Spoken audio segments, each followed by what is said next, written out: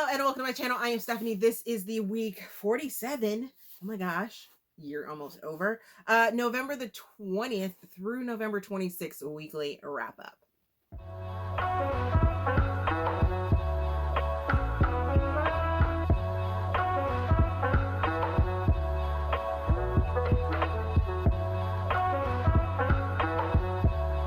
Okay, so half the week was, regular mom duties, going back and forth, taking the kiddos to school and swim practice and things like that. Then the other half was reading because it was holiday, like Thanksgiving break. Loved it. Almost didn't have kiddo here at the house, but he ended up having to stay because he had swim practice and he made championships, so he needed to make sure he was at swim practice. So there's that. There are a few more days left if you wanted to donate to his swim fundraising. The link is down in the description box, and I greatly appreciate it. I am also doing a video for unpopular opinions. There's going to be a link down there so you can drop your unpopular opinions anonymously, and I'm going to put something together. Should be fun. I'm hoping that some of you guys will join in and drop me some unpopular opinions in the bookish world. So please do that. Other than that, I think what else happened last week? What else happened? Something else happened. I can't remember what else happened. Oh, excuse me. I don't remember what else has happened. So we're just going to jump right into book mail. I got a book. I'm not exactly sure if it's fairy mail or if it's something that I purchased for myself. Under the guise of it being purchased by somebody else. If you know, you know. So let's just open this up and see what we have.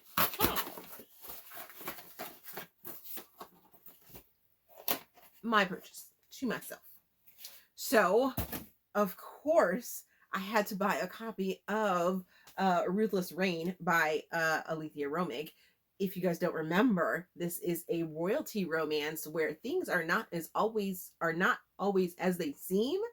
We have a princess that has like underlining feelings of possible abuse. The prince is not very nice, but also the kingdom and the firm has hired an actor to come in and take over the prince's persona, be like the face of the prince, because he sort of looks like him. And there's twists and turns, and it ends on a cliffhanger. So be wary of that. But I absolutely love this. And of course, I had to have a copy of it. It's an Alethea Romig book. Of course, I had to have a copy of it. Yeah. I finished my vlog for Indies Invade Philly. So that'll be coming out soon.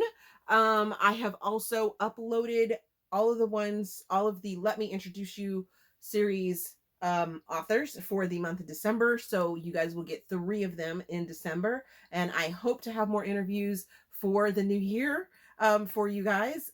If you are interested as an author and I've already read you, which really kind of helps out. If I have already read you, you can get on the schedule a little bit faster if I have read you. The interest form is down in the description box, as well as the playlist from the past ones. So if you want to take a look at those, I always love that you guys are like finding new authors and things like that. So please go check those out and be ready for those in December. Also in December, I will be releasing a video every single day. Well, is it every single? I think there might be a couple days where I don't release a video, but for the most part, I am releasing all of the videos that were recorded for weekly wrap-ups in 2021, as well as all the way up to when I stopped doing them as separate videos for my Patreon. Yes, there's that. There are going to be some other things going on over on Patreon. I'm hoping to possibly do some like live sprints over there. I don't know how much of an interest people will have for that, but yeah. But there are going to be a couple vlogs that are coming out over there that they'll get to see first, if not exclusively. Haven't decided that yet, but I have some vlogs coming up. So let's get into the books that I did read last week. I started off the week by finishing A Little Too Wild, which is Madigan Mountain #3 by Devney Perry, placing this in contemporary sports romance.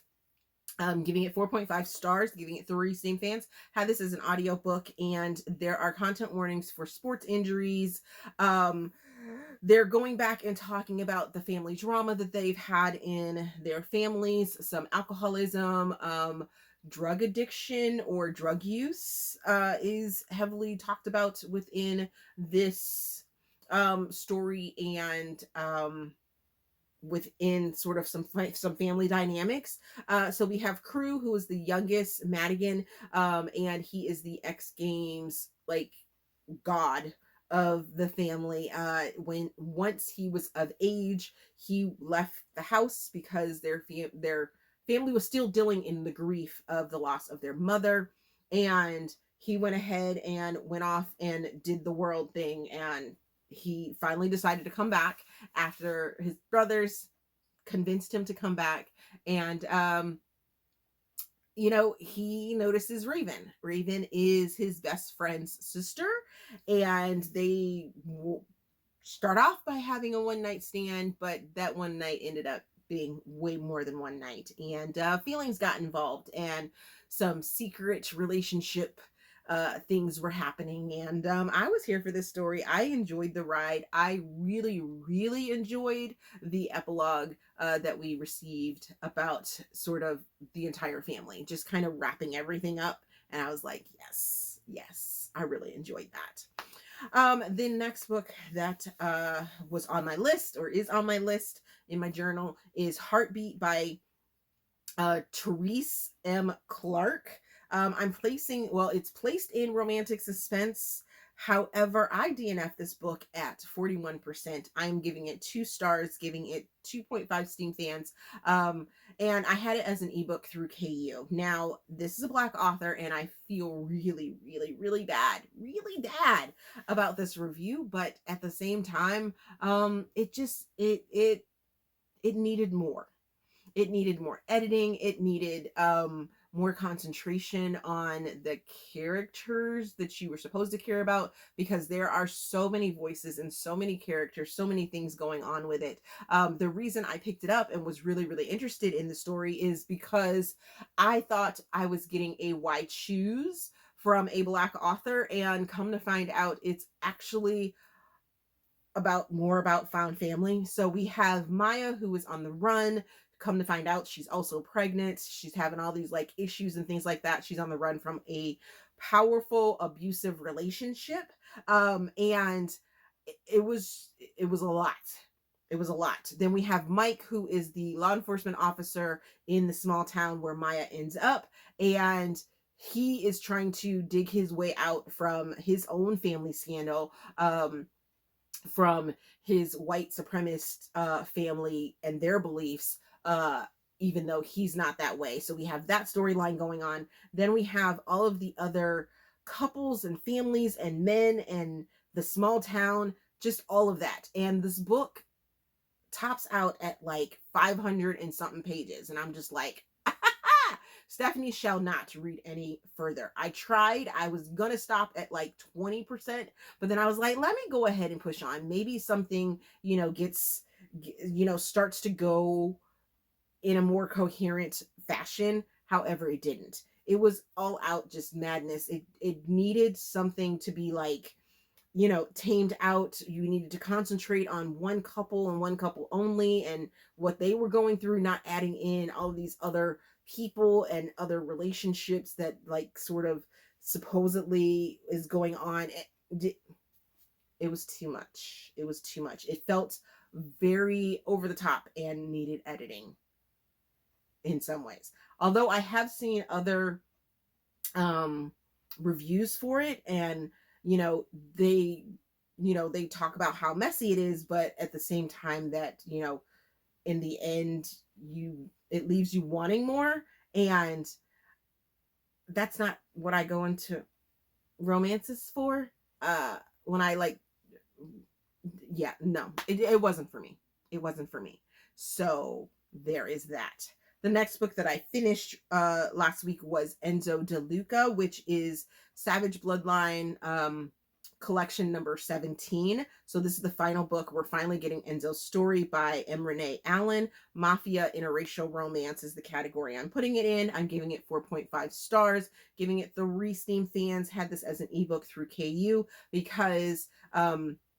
Renee did say that there was a little bit more content in the story. She kind of fleshed it out a little bit more from the collection than she did than she had in the collection. So I read the KU version of it and I was just like, yes, mwah.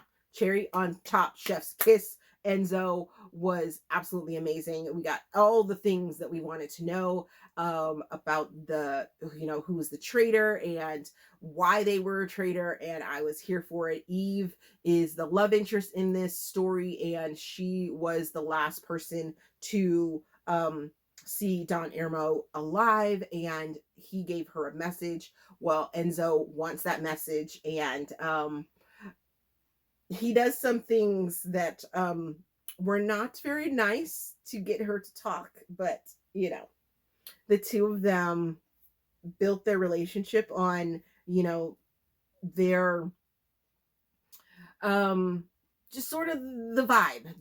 They were all about, they were vibing. And then some secrets and twists and turns end up happening, and I was just like, oh, okay, I'm here for this. I am here for this. I am immensely looking forward. Oh my goodness, I am so looking forward to the second season of this, because so many of the authors that were in this season 1 collection have already hinted and said that they are building another a second collection of stories with some of the characters that we met in their books, and I'm just like, I can't wait. I cannot wait for these stories to come to fruition and wait for that next season, because there's so much more. This world could go like bonkers, and I am here for it. Yes. The next book that I finished was A Valentine for Christmas, which is Valentine's Vineyard #1 by Reese Ryan, placing this in contemporary. It's also a Black love holiday romance. Gave me so many feels. Giving it 4.5 stars, giving it 2.5 steam fans. It's on the lower end of the steaminess, but it's still steamy. Had this as an arc. Has it come out yet? This does not come out until it's part of the December collection, so November the 29th or so. But of course, as you can see, I already have a copy of it, as well as I've already read it, and I absolutely loved it. We have Julian, who is a young doctor going back to his small town that he grew up in to fulfill an obligation that he had with one of the sort of, I guess, town founders or prolific townsmen for the small town. Yeah. And he grew up there, so they know him as, this young guy. They know him as sort of the troublemaker, but also the guy that's done good. And he is taking over the clinic there as the physician. Well, he meets Cassandra on the plane on her way to the same small town, but she ends up having some things go wrong. First of all, she's scared to fly, so he's sitting next to her and calms her down. Then she ends up seeing a bear and runs off the road. He ends up saving her. And he's spitting game to her the whole entire time, but she's like fighting it off like, young buck. It's not gonna work. But in the end, there's some fake dating that ends up happening, and feelings are, reciprocated. And I was here for that. I was like, yes, thank you very much. Part of the Harlequin Desire line. So go check that out, because I really enjoyed it. The next book that I finished was A One Christmas Night, which is a Texas Cattlemen's Club Ranchers and Rivals novel by Jules Bennett.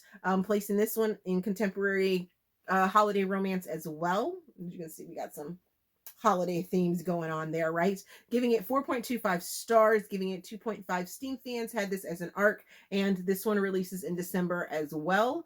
So November the 29th this will come out. We have Cowboys. We have Morgan, who ends up having a one night stand with Ryan, and Ryan is all about keeping his legacy going, building his family, things like that. Very early in the story, we find out that Morgan is pregnant. She also has the boutique in the town they live in, and Ryan has one of the ranches. But Morgan does not want to go back to the ranching life. Her family is completely into ranching, and she's like, I don't want to do that. I don't want to do that.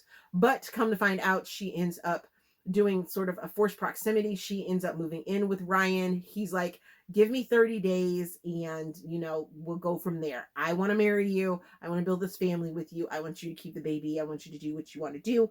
And she's like, yeah, I want to keep the baby, but, I don't know that I want to be with you because we're enemies. And of course, we have enemies to lovers. Unexpected pregnancy after a one night stand. I was here for this. It was a quick read and I really enjoyed it. The next book that I finished was Snowbound in Her Boss's Bed by Marcella Bell. Placing this in contemporary, this is a workplace romance, giving it 3.5 stars, giving it 2.5 Steam fans, had it as an ebook. This is a Harlequin Presents novel. It is by a BIPOC author. I'm not exactly sure if the author is completely Black or if it's multicultural. This book follows Miriam and Benjamin. Miriam is the new event coordinator for this nonprofit that deals with Hanukkah, and they need to throw it's a Jewish community center that deals and supports adoptions for Jewish orphans. There we go. Wow. So it's a lot. But this, I enjoyed it. I was like, I love this premise of her going to see Benjamin, because Benjamin is like this put together billionaire, and he's like, I need you to fly to me to the mountains, and then they end up getting snowed in together during Hanukkah, and some things are revealed, but at the same time it felt very surface level for me, because there is a lot of discussion about physical appearance, and I was just like, can we get past the physical appearance of our characters? I mean, I enjoy it. I love knowing that this is an interracial couple, but at the same time, can I get a little more depth? Just a little bit more. It gave me some depth, because it definitely dealt with talking about the grief that Benjamin ends up having, or not ends up having, but has to work through, dealing with the holiday of Hanukkah, and being a converting to Judaism and things like that. And I was just like, okay, I like this new aspect. It's not just a Christmas thing. This is a Hanukkah thing, and it's definitely in discussion about this. We have so much more to give on this, but it continued to kind of fall back on the physical, and I was just like, I don't need to know one more time, 100 pages in, that he has these sparkling brown eyes, or with flecks of green or gray, or whatever the description was. I don't think that was the description, but it definitely kind of on that description part. And I was just like, okay, I get it. The next book that I finished was Untying the Knot by Meghan Quinn. Placing this in contemporary. Some people place this in rom-com. I am placing it in contemporary because, yeah, let's get to it. Giving it 4.5 stars, giving it 4 Steam fans, had this as an audiobook. This is a new release. It just released recently. And this is about a married couple that is possibly going through a divorce because they're just not fulfilling each other anymore. We have Riot, well, not really. Both of them are fulfilling each other. Riot is a retired baseball player. He started a new business venture after he retired, and his wife Mila is feeling neglected. So she ends up serving him with divorce papers. And the first part of it is super funny because they are so fucking petty. They are so petty in the push and pull of Riot not wanting to get divorced and Mila, like, you don't listen to me. I want a divorce. I don't want to be with you anymore. The pettiness was hilarious. But Riot is also in business with JP and Huxley. Oh my goodness. I cannot believe I forgot their names. So Riot is in business with JP and Huxley and his brother Banner. Now, the thing with this story is that Mila is not likable, like, at all. For pretty much the entire book, I was not a fan of hers. I loved Riot.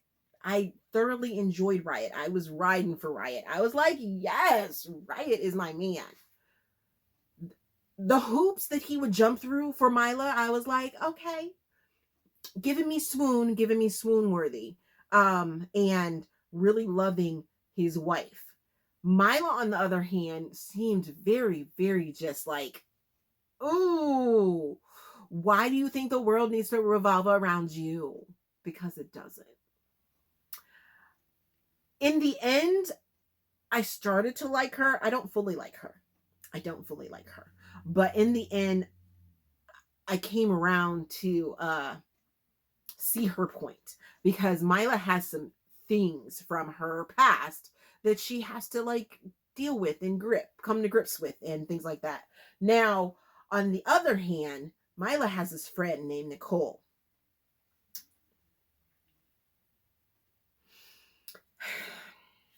Nicole.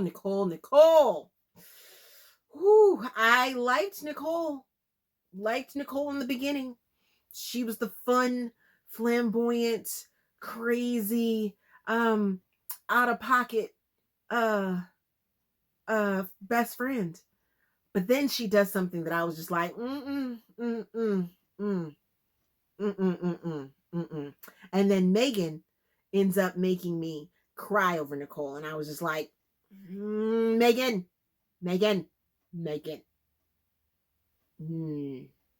Nicole done bad, and I'm not supposed to be having these heart feelings for her. But overall, I loved the story, even though through all those ups and downs and those, like, little negative things that I just talked about, I really enjoyed the story.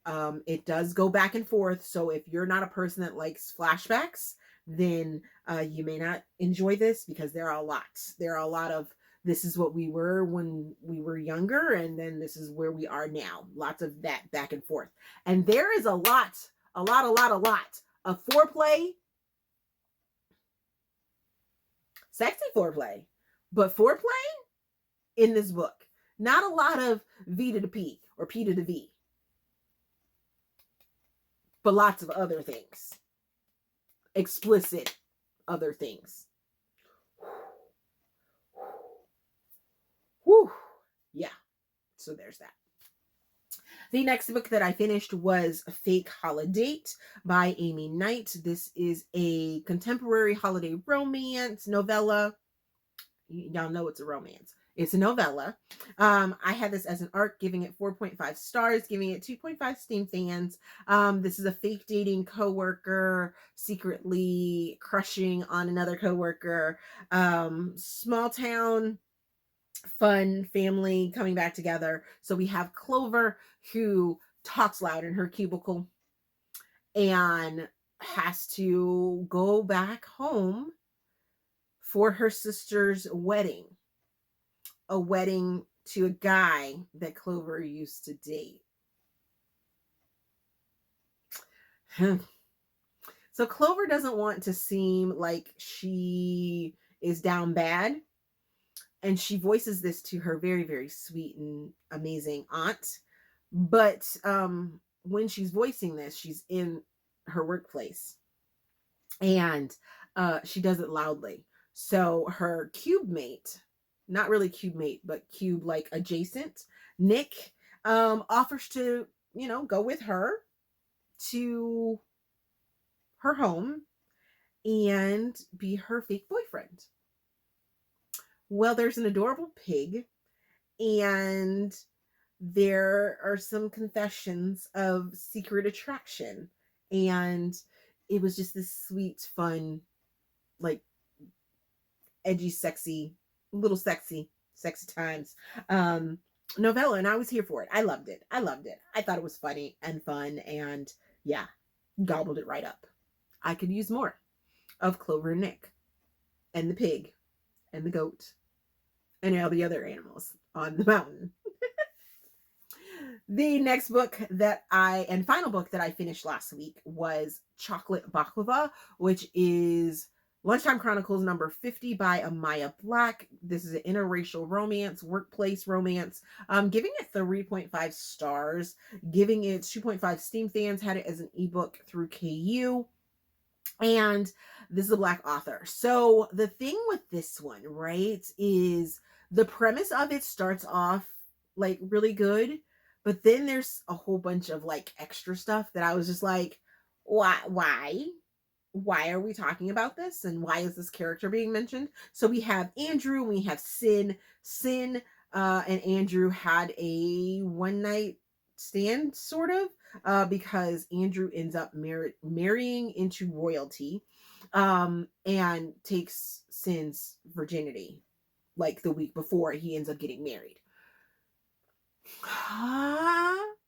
Okay, give you that. But then we fast forward a couple years, I think it's like 10 years maybe, and Sin is working in Andrew's company, and she doesn't know if he still realizes that he took her virginity or not, and they're working together. And then she's called up to the executive floor, and she's supposed to start working like on projects for him. But then we have other woman problems and other man problems, and I was just like, what? And then family issues, like brothers and sister issues, and I was just like, where are we going? Where are we going with this? What? Yeah, so it was a little confusing. I was just like, okay. So the final book that I'm talking to you guys about is a book that I can finally talk about. I had read it, I'd probably say from like the 1st of November until the 18th or so before I got to see Rebecca. But it is Fourth Wing by Rebecca Yarros. I got to secretly like read it, and you guys are gonna absolutely love this book. Like, seriously, this is a fantasy romance, and y'all know that I am not a fantasy romance girly, but this one gave me everything. I'm giving this 5 stars, giving it 4 Steam fans, because there gets to be some steaminess, and I was just like, oh, okay. So this, I would place this in new adult, almost, it could quite possibly be adult, dystopian. It's fantasy, not dystopian. We're not doing dystopian.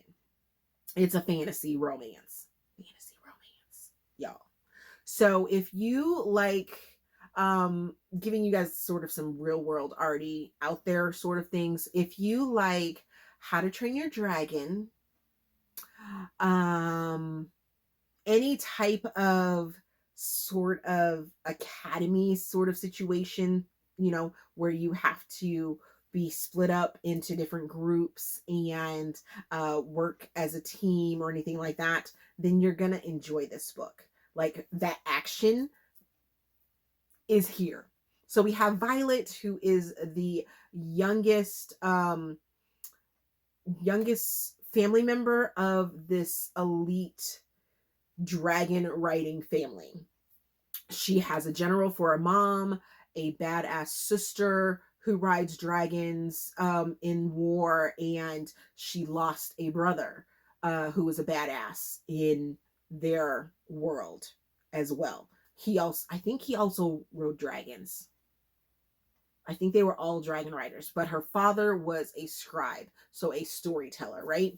So she ends up getting conscripted into the dragon riders sort of section of their world, and this is her journey through the academy to become like a dragon rider. And oh my God. So first of all, that's where you're starting, right? That's like the first 50% is how she is surviving her combat training, how she's surviving riding dragons. First of all, she has to be chosen by a dragon, and the one that ends up choosing her is just like, okay. You also get this like inner monologue from the dragons. What?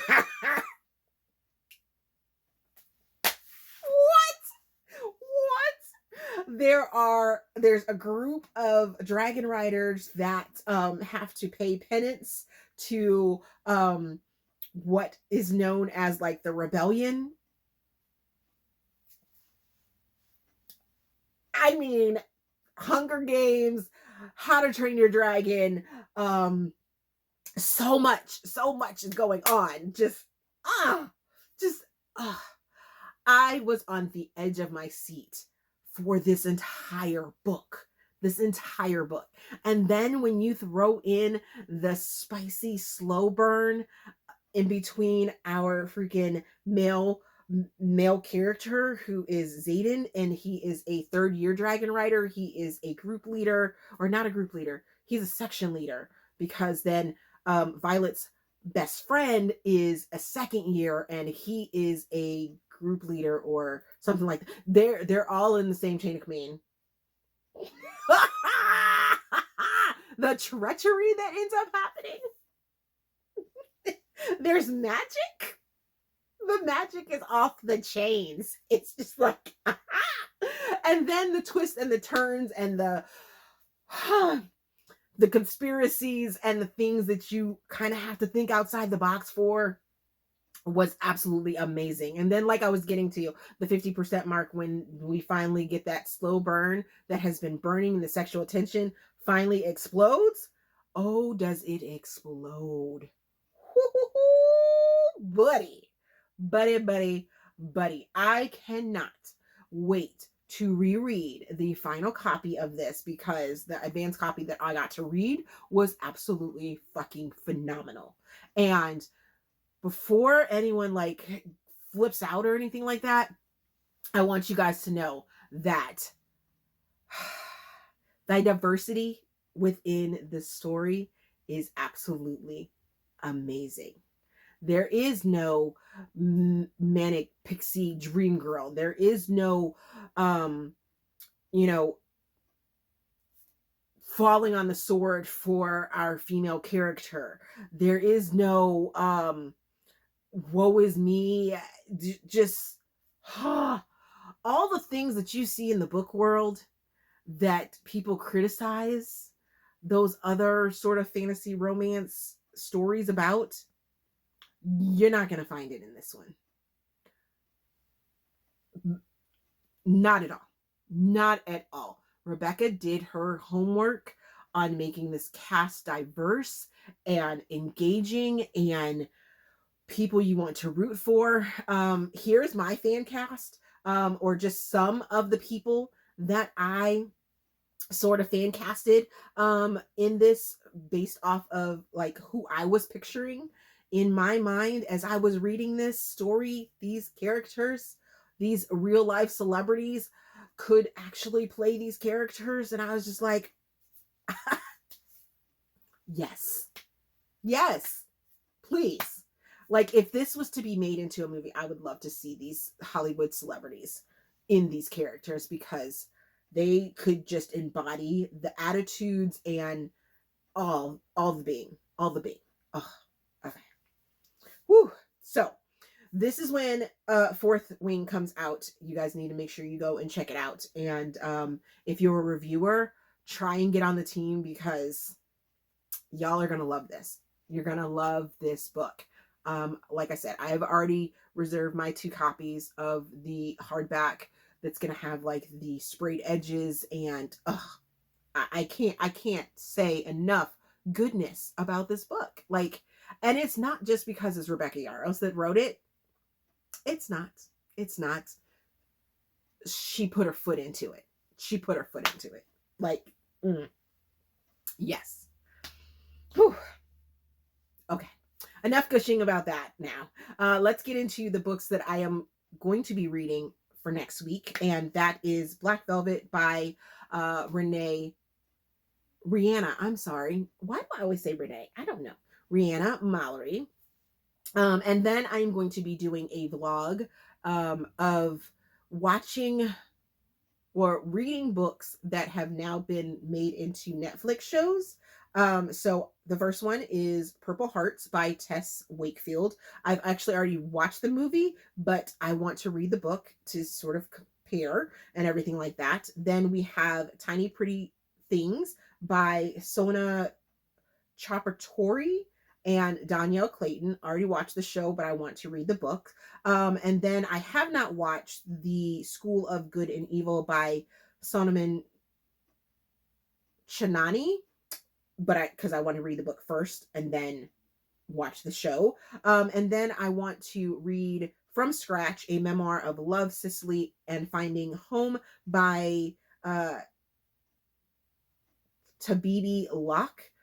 Because y'all been showing out with the show, talking about how emotional it is. I want to read the book and then watch the show.